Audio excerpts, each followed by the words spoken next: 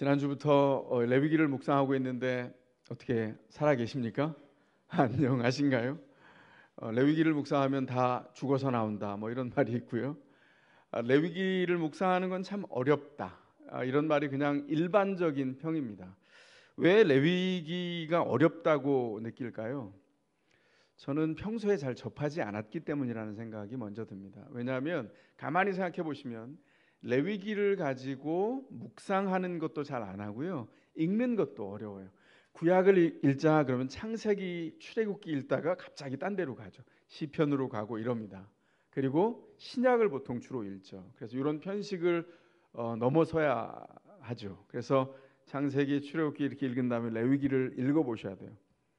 잘 모르겠으면 읽어보시면서 물어야 됩니다. 목자님께도 여쭤보시고 목회자들에게도 여쭤보셔서 이게 어떤 의미인지를 알면서 하나씩 가는 게 필요합니다.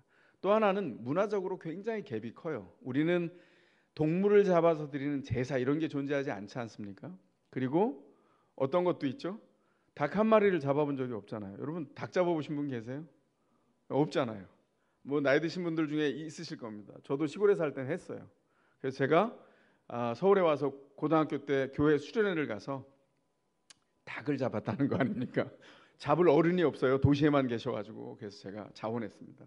제가 잡을 줄 아는데요 이러면서 시골에서 했던 그 익숙한 손놀림으로 닭을 이렇게, 왜냐하면 요즘 아이들은 요 동물 하나, 닭 하나를 봐도 닭은 어디에 있죠? 이마트에 있습니다. 그리고 닭은 머리가 없죠. 그리고 부위별로 있어요. 가슴살, 그 다음에 닭 날개, 다리, 허벅지 뭐 이렇게 있어요. 그러니까 이게 지금 문화적으로 굉장히 다르게 좀 멀리 떨어져 있는 부분도 이 레위기를 어렵게 하고 낯설게 보게 되는 이유가 아닌가 그렇게 생각이 됩니다. 그런데 여러분 이걸 기억하셔야 돼요. 유대인들은 3살 때부터 성경을 읽기 시작하는데, 교육이 시작되는데 가장 먼저 접하는 책이 뭔지 아세요? 레위기입니다. 3살 때 유대인들이 아이가 3살이 만 3살이 되면 아이에게 레위기를 암송시키기 시작합니다. 놀랍죠? 왜냐하면 거기에 제사, 우리로 하면 예배죠. 예배에 대한 모든 법과 정신, 그리고 삶에 대한 규범이 거기 다 들어있기 때문이에요. 그래서 성경을 해설해서 랍비들이 해설한 지혜집으로 누적된, 역사로 하면 거의 한 300년에서 400년이 누적된 지혜집이 있어요. 그걸 탈무드라고 하거든요. 탈무드는 사실은 기독교와 딱 맞지 않습니다. 그럼에도 불구하고 탈무드 안에 나와 있는 그 지혜가 풀어지는 첫 지점이 절반 가까이가 레위기에서 시작돼요. 그러니까 레위기가 굉장히 중요한 성경으로 읽힌다는 겁니다. 그러면 지금 유대인과 상관이 없는 그리스도를 따르는 신자들에게는 어떨까? 마찬가지입니다. 이게 주님이 약속하셨던 그리스도가 오기까지의 그 예배의 규범과 예배의 정신들, 신자가 살아야 될 삶의 원리를 이 레위기 안에 담아 놓으셨습니다. 그러므로 분명하게 이 레위기를 묵상하는 과정 가운데서 신자로서 부르신 하나님의 부르심 앞에서 예배와 삶의 근거를 다시 확인하고 삶을 세우는 그런 축복이 여러분에게 있기를 주의 이름으로 축원합니다. 가정의 달입니다. 5월 가정의 달에 어떤 일이 일어나죠? 자녀들은 부모님께 카네이션과 선물을 드리고요, 부모는 지난주에 하셨죠. 다 자녀들에게 또 선물을 줍니다. 선물을 주고받는 시간이에요. 부모된 여러분들에게 이런 한번 기억을 환기시켜 보면 어떨까요? 여러분들이 지금까지 자녀들에게 받았던 최고의 선물은 어떤 겁니까? 분명히 그게 있을 거예요. 아이가 5살이든 8살이든 20살이든 30이든 40이든 자녀에게 받았던 최고의 선물이 분명히 있을 겁니다. 여기서부터 한번 시작해 볼까요? 레위기 묵상하는 동안에 지금 아직 5대 제사 묵상이 다 안 끝났습니다. 우리가 레위기에 나와 있는 5대 제사가 뭐죠? 첫 번째 번제, 두 번째가 곡식제사, 옛날로 하면 소제, 세 번째가 화목제, 네 번째가 속죄제, 다섯 번째가 속건제, 5가지 제사가 있습니다. 이 5가지 제사 중에 오늘은 곡물제사, 두 번째 제사에 대해서 생각을 해보려고 합니다. 근데 이 두 번째 제사는요, 두 번째 제사를 칭하는 그 단어부터가 조금 특별해요. 곡식 제사를 일컬어서 히브리어는 뭐라고 말하냐면 민하라고 말합니다. 히브리어로 민하라는 말은 뭐냐면 하나님께 드려진 선물이라는 뜻이에요.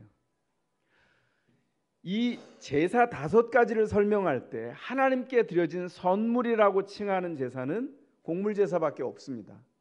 물론 전체 안에서 나중에 이제 보면 다른 제사들도 주님 앞에 선물이다 이런 용어가 이제 반복되는 게 있는데, 레위기 안에 제사법을 설명할 때는 하나님께 드려진 선물로서의 제사는 요 곡물 제사밖에는 없어요. 참 특별한 이름이 붙여졌죠. 왜 그럴까요? 문맥을 통해서 보면 곡물 제사를 드릴 때 하나님께 기뻐하는 마음으로 드리는 요소가 그 안에 들어 있어요. 그리고 모든 사람에게 열려진 제사였습니다. 어떤 제사는 쉽게 제사로 나올 수 없는 제사들이 있었어요.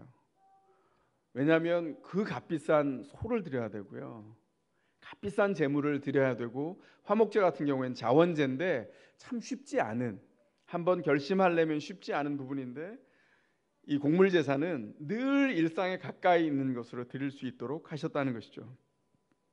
곡물 제사를 드리는 방법이 지금 여러분들이 묵상하셨겠지만 3가지입니다. 뭘까요? 그냥 곱게 정제된 고운 가루로 그냥 드리는 곡식 제사가 있고, 2번째는 그 밀가루를 익혀서 가공을 해서 드리는 제사가 있고, 3번째는 그 밀의 첫 이삭을 주님 앞에 따서 드리는 그런 제사가 있습니다. 가정의 달을 맞아서 우리가 부모된 우리도 선물을 받았어요. 그런데 진짜 우리의 참 부모 되신 분은 누구죠? 아까 요고베스의 노래에서 노래했던 것처럼 우리의 참 부모 되신 분은 하나님. 이런 걸 우리 자녀들한테 물으면 자녀들은 정답이 딱 있습니다. 우리 자녀들 어떻게 할까요? 지금 초등학생인 자녀들이라면 이렇게 합니다. 아빠 뭘 그런 걸 물으세요? 제가 꽃이죠, 제가 선물입니다, 이래요. 여러분 안 받아보셨어요? 저 옛날에 많이 받아봤습니다. 참 신기하다, 매년 다르지 않게 꽃 선물을 계속 받네, 이랬던 기억이 있습니다. 하나님께서 어떤 선물을 받기를 원하실까? 이 곡식 제사, 민하, 선물 드리는 제사를 통해서 우리가 그 생각을 좀 헤아려 보는 게 필요하다 생각이 됩니다. 첫 번째로 하나님이 정말 원하시는 선물은 거리낌 없이 하나님 앞에 나오는 것입니다. 이것이 하나님 앞에 선물이라는 거죠. 자녀를 사랑하는 모든 부모가 가지고 있는 공통적인 바람이 있어요. 그게 뭐죠? 우리 자녀가 잘 되길 바라는 겁니다. 그걸 세상적인 성공이라고 말하면 그럴 수도 있겠어요. 꼭 그렇진 않지만 아이가 번듯하게 잘 자랐으면 좋겠다, 이런 소원이 있을 수 있습니다. 성장하는 과정에서 마지막까지 그런 성공이 없다면 여러분 어떻게 할 거예요? 부모로서 사랑하는 부모라면 이렇게 말할 겁니다. 애가 무거워하면, 얘야 필요 없다. 성공이 무슨 소용이야? 네가 존재하는 것 자체가 내겐 성공이고 네가 그 과정을 기뻐했으면 좋겠다. 부모가 그렇게 말할 겁니다. 사랑하는 부모는 자녀를 어떻게 품을 열고 맞이하죠? 네가 성공했든 어느 환경에 있었든 어느 자리에 있었든 상관없어. 네가 그냥 막 삶이 무거우면 무거운 대로 네 마음을 이렇게 부모한테 좀 털어놓았으면 좋겠다. 엄마 아빠가 같이 기도할게. 이런 마음이 아니겠습니까? 이 믿음의 부모에게 주신 이 마음은요, 그 부모가 그냥 간직한 마음이 아니에요. 그 하나님께서 주신 마음입니다. 그 마음은 어떤 걸 증명해내고 있죠? 하나님이 우리에게 요구하시는 게 뭐냐면 있는 그대로 와라, 이렇게 말씀하시는 거라는 거예요.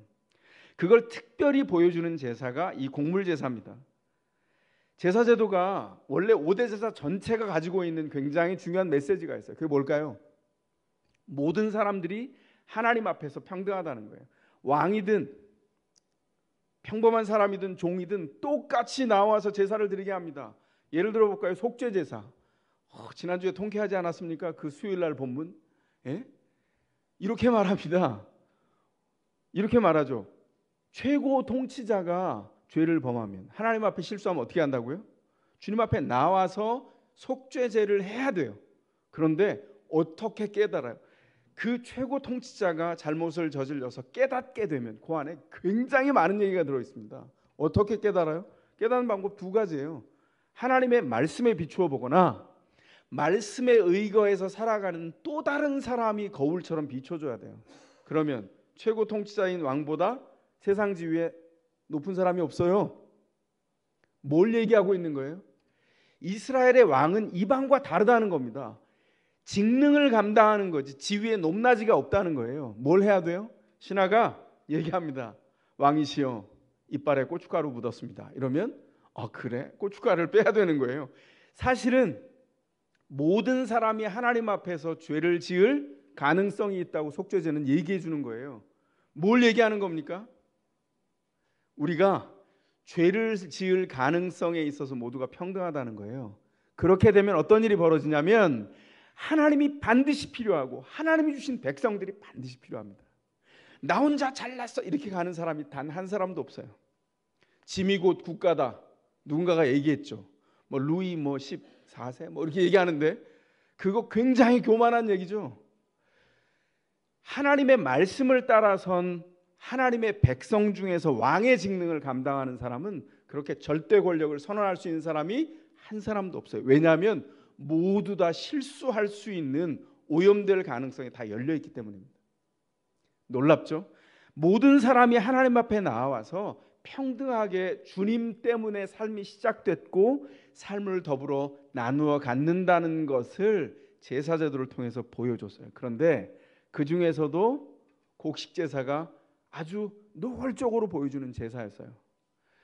곡식제사는요, 제물이 다른 제사에 비해서 굉장히 쌉니다. 밀가루가 사실은 평범하게 먹거리로 등장하는 거잖아요. 가격이 안 나가는 건 아니죠. 그것도 비싼 거예요. 그러나 동물 제물에 비해서는 턱없이 싼 거죠. 물론 번제라고 하는 제사 안에도 가난한 사람들을 위해서 제물을 두셨어요. 비둘기를 잡아서 바치게 하셨잖아요. 번제를 드릴 때. 그런데 아예 곡식 제사를 통해서는 경제적으로 가난하고 어려운 사람들이 그 비용과 상관없이 그게 문턱이 돼서 주님 앞에 나아오는 것을 방해받지 않도록 문턱을 아예 없애버리셨어요. 가난하면 가난한 대로, 부유하면 부유한 대로 하나님 앞에 제사할 수 있는 길을 그냥 열어놓으셨습니다. 하나님의 은혜가 무엇이냐? 모두에게 편견 없이 그냥 어떤 상황과 형편에 방해받지 않고 나오게 하신 것이 하나님의 은혜다. 이걸 제사를 통해서 알게 하셨어요. 하나님의 은혜가 모든 사람에게 동일하게 충만합니다. 나중에는 그리스도가 오셔서 그리스도의 은총의 빛 가운데서 완전히 새롭게 해석하셨죠. 그래서 히브리서 4장에 보면 15절 16절이 이렇게 증언합니다. 우리의 대제사장은, 여기 예수 그리스도를 얘기하시는 겁니다. 우리의 대제사장은 우리의 연약함을 동정하지 못하시는 분이 아니십니다. 그는 모든 점에서 우리와 마찬가지로 시험을 받으셨지만 죄는 없으십니다. 그러므로 우리는 담대히 은혜의 보좌로 나아갑시다. 그리하여 우리가 자비를 받고 은혜를 입어서 제때에 주시는 도움을 받도록 합시다. 무슨 얘기입니까? 주님이 인간의 몸을 입고 이 땅에 오셔서 인간의 죄를 다 체휼하셨어요. 다 아셨다고요. 그래서 어떤 장애도 없이 은혜의 보좌 앞으로 나아올 수 있도록 그가 우리 가운데 계신다는 겁니다. 얼마나 놀라운 은혜입니까? 두 번째로 이 곡식제사를 통해서 주님이 정말 우리에게 받기를 원하시는 게 뭘까요? 우리의 일상입니다. 우리의 일상생활이 하나님 앞에 선물이라는 거예요. 민하, 제사가 된다는 겁니다. 왜 그럴까요? 곡식제사의 재료가 뭐라고요? 아까 말씀드렸습니다. 밀가루예요. 대한민국 사람들에게 쌀이 주식이듯이 이스라엘 백성들의 주식은 뭐죠? 밀가루입니다. 밀을 통해서 밀을 주식으로 다 먹고 만들고 해요. 그래서 고운 가루를 드린다는 건 뭐냐면 하나님이 원하시는 게 뭔지 분명히 드러나게 되는데 그건 우리에게 특별한 걸 요구하시는 게 아니라 평범한 우리의 일상에서 주님 앞에 나오길 원한다는 것이죠. 매일 먹으면서 살아가는 일상의 재료를 통해서 주님 앞에 예배하도록 했어요. 우리가 뭘 위해서 기도하죠? 일용할 양식을 위해서 기도해요. 하나님은 무엇을 하시죠? 일용할 양식을 주세요. 아, 주님이 공급하셨구나 감사하면서 그 밀을 가지고 하나님 앞에 나아가는 겁니다. 여러분이 이스라엘 백성이 돼서 농부가 됐다고 상상해 보십시오. 일용할 양식을 주십시오. 봄에 돼서 파송하기 전에 씨를 가지고 농부가 기도합니다. 주님, 이른 비와 늦은 비를 허락해 주십시오. 그리고 씨를 심어서 파종해요. 그 파종하는 동안에 따가운 햇빛이 살갗에 닿습니다. 그 하나님이 주신 은총의 빛과 햇빛을 누리면서 파종을 했어요. 시간이 지났습니다. 이른 비를 주세요. 조금 지났더니 파릇하게 새싹이 솟았어요. 조금 지났더니 대를 올렸습니다. 조금 지났더니 이삭이 패였고요. 조금 더 세월이 지났더니 열매가 연글었어요. 다 연근 다음에 추수 때가 됐습니다. 추수를 하고 탈곡을 하고, 탈곡한 다음에 그 알곡을 가지고 뭘 합니까? 주님이 그걸 가지고 나오라는 거예요. 그 나달 하나를 가지고 그걸 곱게 정제합니다. 이 고운 가루가 된다는 건 굉장히 정성을 들여서 정제를 해야 돼요. 그죠? 그 정제를 깨끗하게 해서 하얀 가루가 남았습니다. 하얀 가루는 분분이 날린다고 하죠. 밀가루가 날릴 때. 분자가 가루 분자잖아요. 분분이 날릴 때 여러분이 제사 드리는 사람이라고 한번 생각해보고, 그걸 정제해서 그 정제한 밀가루가 분분이 날려요. 그 하얀 밀가루가 코로 들어옵니다. 코끝에 텁텁한 그 냄새, 향기, 촉감 이런 걸 맡아요. 그러면서 그 제사 드리는 사람이 밀가루를 준비해서 주님 앞에 나아갈 때 그 오감을 통해서 뭘 느낍니까? 아, 이 모든 것을 하나님이 주셨구나. 그러므로 하나님이 주신 은총을 하나님께 가져가야 되겠구나, 이렇게 느끼는 겁니다. 이 곡식 제사가 기쁨의 제사가 되는 일은 하나님께로부터 왔고 하나님께 드릴 수밖에 없다는 것을 고백할 때 일어나는 일인 것이죠. 하나님이 우리 가운데 원하는 게 무엇입니까? 우리 일상을 드리는 거예요. 이게 합당한 제사의 핵심입니다. 우리가 예배를 드릴 때 합당한 예배가 뭐냐? 주일날 딱 와서 정제하고 정장을 입고 안 입었고 이게 중요한 게 아닙니다. 어떤 사람이 반바지를 입고 올 수도 있어요. 그죠? 여러분들은 어떻게 생각하세요? 이거 60년대 미국에서 있었던 일입니다. 아니, 주일날이 됐는데 심지어는 카펫을 새로 예산을 딱 확보해가지고 깨끗한 굉장히 두꺼운 로프에 카펫으로 쫙 깔아놓고 장로님들이 뒤에서 이렇게 와, 우리 교회 너무 예뻐졌다 이러고 있는데 새신자가 들어왔어요. 그런데 반바지에 물이 뚝뚝 흐르고 옆에 서핑보드를 끼고요, 맨발이에요. 그리고 위통을 벗었습니다. 아름다운 주께서 주신 몸을 자랑하면서 들어왔어요. 장로님이 어떻게 했을까요? 스탑, 나가세요. 옷을 갖춰 입지 않으면 들어올 수 없습니다. 이게 계속 일어난 겁니다. 어떻게 됐을까요? 당회가 열렸습니다. 목사님이 얘기했어요. 하나님께서 저 사람들이 어떤 복장을 했든 상관이 없습니다. 아니, 목사님, 카펫을 새로 깔았습니다. 맨발로 들어오는데 흙발로 들어와서 카펫이 엉망진창이 되는데요. 장로님, 그러면 카펫을 뜯어버립시다. 제가 가공으로 얘기한 게 아니라 미국의 척 스미스 목사님, 이제 돌아가셨는데요. 척 스미스 목사님이 60년대에 일으킨 젊은이 운동을 한 교회의 첫걸음이 이렇게 시작됐어요. 상관이 없이 그대로 일상에 있는 현장 안에서 그대로 다 나오도록 하셨다는 겁니다. 합당한 예배의 핵심이 뭐냐? 우리의 일상 그 자체에서 주님 앞에 나오는 거예요. 제가 척 스미스 목사님 말년에 목회하는 교회를 방문해서 주일 예배를 드린 적이 있어요. 목사님이 너무 늙으셨더라고요. 서핑보드를 끼고 반바지를 입고 왔던, 물을 뜩뜩 흘리면서 왔던 그분들은 어느새 머리에 이슬이 내리고 정장을 한 장로님으로 서 계시더라고요. 너무 많이 바뀌었죠. 또 다른 젊은이들을 위해서 어떻게 품을 열어놔야 되나, 다음 세대를 위해서 믿음을 계승해야 되나, 그런 고민을 하더라고요. 근데 나이 드셨다고 제가 느끼지 않았어요. 그분이 80이 넘으셨는데 그때 젊은이 같았습니다. 왜냐하면 생각이 하나님의 뜻 가운데 있었기 때문이죠. 왜 그럴까요? 그 일상을 통해서 합당한 예배를 드리는 것이 핵심이라는 것을 알고 주님 앞에 나아갔기 때문입니다. 바울이 로마 교회를 향해서 이렇게 선언했습니다. 로마서 12장 1절에 형제자매 여러분, 그러므로 나는 하나님의 자비하심을 힘입어 여러분에게 권합니다. 여러분의 몸을 하나님께서 기뻐하실 거룩한 산 제물로 드리십시오. 이것은 여러분이 드릴 합당한 예배입니다. 뭐라고요? 여러분의 몸을 거룩한 산 제물로 드리라고요. 이 몸은 뭘 의미합니까? 이건 우리의 일상을 의미합니다. 우리가 주님 앞에 살아간 일상, 그 일상이 누적된 것을 의미하죠. 일상을 살아갈 때 늘 기쁩니까? 아닙니다. 화나고 짜증날 일이 얼마나 많습니까? 화낼 때 화낼 수 있어요. 그 다음에 뭘 해야 되죠? 합당한 분노가 아니었다면 그 화를 낸 대상을 향해서 사과해야죠. 보통은 누구한테 합니까? 분노를 누구한테 하죠? 가까운 사람한테 합니다. 남편, 아내, 자녀, 부모, 이렇죠.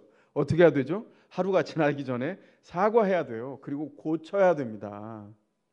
주님께서 일상의 현장을 예배로 받으신다고요. 우리가 드릴 합당한 예배가 뭐냐? 이 일상이라는 거예요. 우리가 소소하게 여기고 하찮게 여기고 아무것도 아니라고 생각했던 요 일상, 그 작은 한 조각 한 조각이 누적되고 모여서 주님 앞에 드릴 합당한 예배가 된다는 거예요.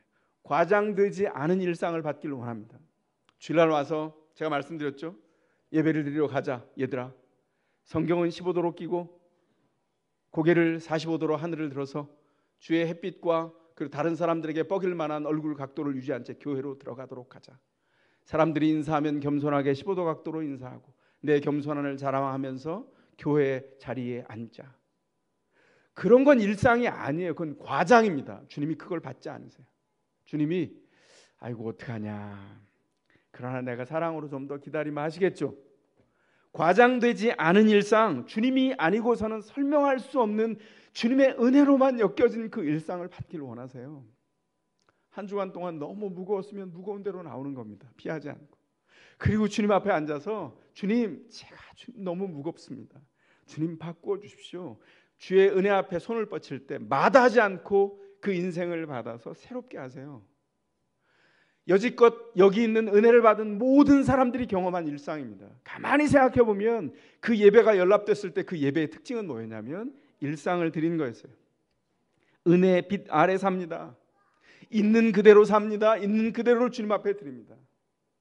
내가 첫째를 잘 키웠는데 둘째를 첫째처럼 키울 줄 알았는데 그 애들은 참 신기하죠. 한 배에 태어났는데 연년생인데 왜 이렇게 달라요? 둘째는 왼수 같아요. 그럴 때 하나님이 어떻게 하죠? 내가 너를 사랑하여 보았느니라. 저도 하나님 앞에 왼수였죠. 근데 주께서 사랑하셔서 새롭게 하셨어요. 무겁죠. 자녀를 키우는 것이. 우리에게 있는 상황이 다 무겁습니다. 근데 주님 앞에 가지고 나올 때 주님 앞에서 새로운 눈을 뜨게 하시고 그 무거움을 가볍게 하시고 성장케 하십니다. 자녀들을 하나님을 대리해서 그 사랑으로 공급한 사랑으로 품지 않으면 자랄 자녀가 한 자녀도 없어요. 그리고 정말 희한한 건 이 아이가 여러분 그렇지 않아요? 이 아이가 어떤 아이든지 상관없이 공부를 잘해도 못해도 남자이고 여자이고 아무 상관없이 자녀여서 예쁜 거예요. 그럼 부모가 어떻게 해야 되죠? 아이가 어려운 시간을 보낼 때 어려운 시간에 함께하고 동행해 주죠. 그게 일상의 전체 안에서 주님 앞에 드릴 우리의 합당한 예배라고요. 주께서 그걸 받기를 원하신다는 겁니다. 주님께 일상이 연결되어 있습니까? 그걸 가지고 주님 앞에 나옵니까? 그게 우리 안에 예배가 되고 하나님이 그 안에 하나님이 예배해 놓으신 은혜를 담아주신다는 거예요. 목적과 연결된 그 평범한 일상이 우리 안에서 그 이야기로 주님 앞에 나아갈 때 어쩌면 우리에게 더 어려운 일상의 문제가 하나님의 은혜를 누적된 은혜를 농축된 은혜를 폭발적인 은혜를 더 누리게 하는 이유가 되게 만들지 않습니까? 그 은혜를 추구하고 살아가는 것이 하나님께서 예배를 통해서 우리 가운데 보석같이 받으시기를 원하는 선물이라는 것이죠. 일상을 주님 앞에 드려야 합니다. 세 번째로 주님이 간절히 원하는 게 있습니다. 이게 어쩌면 핵심일지 모르겠어요. 하나님은 제사를 드리는 사람의 온 마음을 받기를 원하세요. 제사를 드리는 사람의 반쪽 마음을 받기를 원하시는 게 아니라 온 마음을 받기를 원하세요. 이런 거죠. 주님 앞에 예배하러 나왔어요. 그런데 잠깐만, 내가 이번 한 주간 뭘 해야 되지? 그리고 생각을 해요. 잠깐만, 이번 주에 월요일부터 미팅이 있는데 프로젝트를 진행하는데 그 사람 진짜 잘 만나야 되는데 어떡하지? 이 사람을 여기서 이렇게 만나고 이렇게 말하고 예배하는 동안에 반쪽 마음은 거기 생각하고요, 몸은 여기 와 있어요. 근데 생각은 안드로메다에 가 있는 거예요. 주님이 어떻게 하실까요? 아니, 한 주간의 계획과 생각을 하지 말라는 게 아니에요. 그건 해야죠, 반드시. 그러나 하나님께 예배드리는 건 예배드리는 거고 그 반쪽의 마음을 가지고 내가 사는 건 내가 하나님이 되어서 마치 내가 판단하고 내가 행동하고 내가 하겠다고 한다면 주님이 받으시는 예배가 아니라는 것이죠. 무엇을 받으신다고요? 정말 주님이 받기를 원하시는 선물의 정수가 우리의 온 마음, 온 인생이라는 거예요. 주님이 이 5대 제사를 통해서 뭘 받기를 원하실까요? 여기 제물마다 다 목록표가 있습니다. 소고기, 그죠? 아니요, 표준말로 안 썼네요.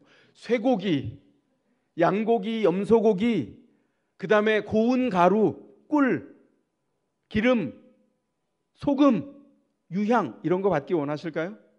주님이 고기와 밀가루와 꿀과 유향을 탐하시는 분이 아니세요. 그 결과로 가져온 재물을 원하시는 게 아니라 예배하는 사람이, 제사 드리는 사람이 그 과정에서 무엇을 준비해서 나왔는지의 과정을 귀하게 여기신다는 것이죠. 예배의 과정이 중요합니다. 주님께서 그걸 받기를 원하세요. 성경이 뭐라고 말하죠?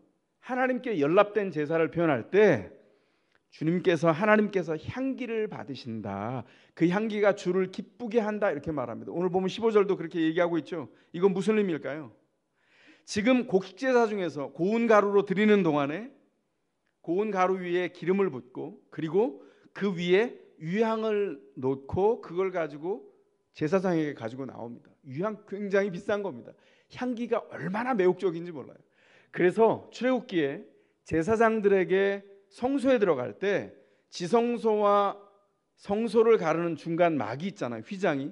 그 휘장 앞에 분향단을 놨어요. 그 향로가 있어서 거기에 향을 피우거든요. 근데 그 향을 태울 때 그 향을 제조하도록 제조법을 만드셨어요. 가장 중요한 재료가 유향입니다. 거기 뭐라고 해놨냐면 유향을 막 다루는 동안에 너무 매혹이 돼요. 향기가 너무 좋습니다. 그래서 그걸 드리고는 제사장이 몰래 뒤로 나와서 개인적으로 그 유향을 가지고 만들잖아요. 향을. 하나님이 뭐라 그러시냐면 너는 더 이상 제사장의 자격이 없다고 말씀하세요. 그 향기를 즐기는 것이 아니라 그 향을 드릴 만큼 귀한 마음이 주께 드려져야 되는 거예요. 그래서 어떻게 했다고요? 재미있는 건 제사 드리는 곡식 제사를 드리는 사람이 고운 가루 위에 기름을 붓고 유향을 가지고 제사장에게 나와요. 향기가 진동을 합니다.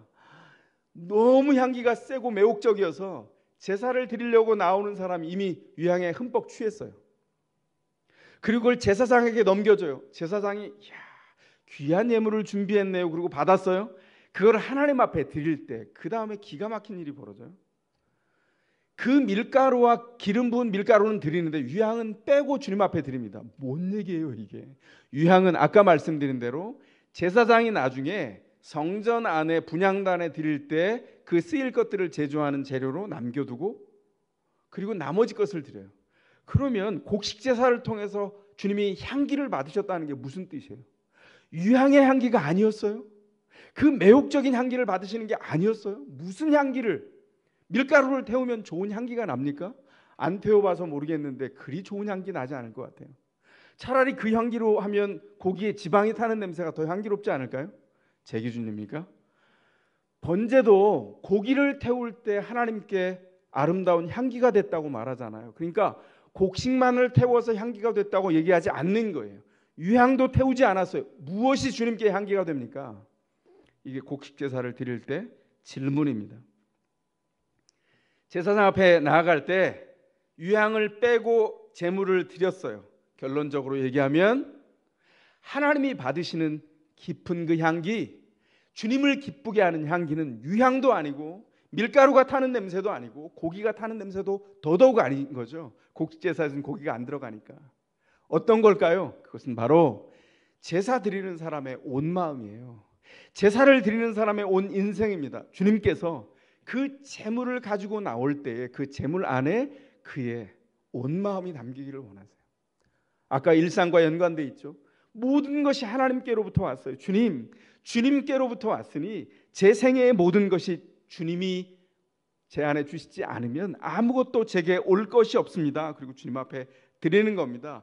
그 드리는 마음이 주님을 기쁘게 하는 향기가 된다는 것이죠. 그 드리는 곡식 제사를 드리는 과정에서 제사 드리는 사람이 그 과정에 마음을 집어넣고 그 앞에 나아갔던 그 온 마음이 하나님께서 기뻐하는 향기가 된다는 거예요. 어버이날 우리 부모님들이 자녀들에게서 받은 최고의 선물이 뭘까요? 그 선물이 무엇이든 마음이 최고의 선물이죠. 안 그렇습니까? 물론 마음이 담긴 현금도 좋고 귀중품도 환영하고 받죠. 웰컴이죠. 근데 여러분 한번 생각해 보세요. 지난 5월 8일 어떠셨어요? 전 이번 어버이날 좀 죄송했습니다. 못 찾아뵀어요. 그래서 통장에 돈을 넣어드리고 전화를 드렸습니다. 아버지 너무 죄송합니다. 그랬더니 뭐가 죄송하냐. 그래서 제가 맛있게 식사하시라고 이렇게 작은 마음을 담았어요. 그랬더니 뭘 그런 걸 하냐 이러시더라고요. 그 말은 통역기가 필요하죠. 어떤 말이죠? 그래 고맙다 그런 말이에요. 네가 강건하고 그렇게 마음 전달해줘서 고맙다 그런 말입니다. 5월 8일이 지났어요. 5월 9일, 10일, 11일 어제 저녁까지 제가 한쪽이 마음이 무거웠나 봐요. 부모가 뭘까? 그리고 그 통역이 필요했던 그 대답, 뭘 그런 걸, 그 계속 이렇게 반복되는 거예요. 여러분 안 그러셨어요? 아마 여러분 중에서도 못 찾아뵌 분들이 있을 거예요. 죄송한 마음이 있을 텐데, 마음을 원하셨는데 정말 제대로 들은 게 맞을까? 그런 죄송한 마음이 들어있는 거죠. 이런 부모가 있나요? 상상해 봅니다. 아이고 됐고, 그래 안 와도 된다. 근데 뭘 보내는 건데? 현금은 100만 원 상당이어야 하고 현물도 그 정도 수준이면 된다. 만약 이런다고 쳐요. 자녀가 그걸 보냈습니다. 그런데 거기 한 푼의 마음도 들지 않았어요. 그러면 부모는 슬퍼해야 돼요. 정상적인 부모는. 왜냐하면 마음이 연결되지 않은 선물은 선물이 아니에요. 그죠? 만약에 그런 선물이 왔다면 슬퍼할 겁니다. 어떡하지? 그런 생각을 갖게 될 겁니다. 하나님께는 어떨까요? 더더욱 그렇습니다. 주님은 이 곡식 제사를 통해서 민하를 받기를 원하세요. 선물을 받기를 원하세요. 그 온 마음을, 일상이 다 담겨 있는 그 온 마음을 받기를 원하신다는 것이죠. 이 온 마음을 드린 이 예배가 하나님이 기뻐하시는 향기라는 겁니다. 이 향기는 유향보다 값집니다. 이 향기가 뭘 얘기하냐면 하나님께로부터만 제 인생의 승리가 쟁취됐고요, 제 인생에 평안이 왔고요, 제 인생에 기쁨이 시작됐고요, 제 인생의 소망이 하나님께로부터만 왔습니다. 주님이 계시지 않다면 저는 아무것도 아닙니다. 이렇게 말하는 온 마음이 거기 담겨 있다는 것이죠. 이 예배의 의미를 신약 성경의 의미로 우리 가운데 풀어준 분이 있어요. 사도 바울 형님이 늘 등장하시죠. 사도 바울이 고린도 교회에 보내는 두 번째 편지 고린도 후서 2장에서 뭐라고 얘기하냐면, 아까 우리가 찬미했죠. 우리는 하나님께 바치는 그리스도의 향기입니다. 이렇게 선언했어요. 우리가 하나님께 바쳐지는 그리스도의 향기라는 거예요. 이게 어떤 뜻입니까? 예수 그리스도께서 성부 하나님께 순종하심으로 죽음 가운데 들어가시고 죽음을 이기시고 승리하셨습니다. 그래서 고린도후서 2장의 복음을 선포하면서 그 그림을 승리하여서 개선하는 로마 군대의 개선식에 표현했어요. 로마 군대가 승리하잖아요. 개선군이 빨리 안 들어옵니다.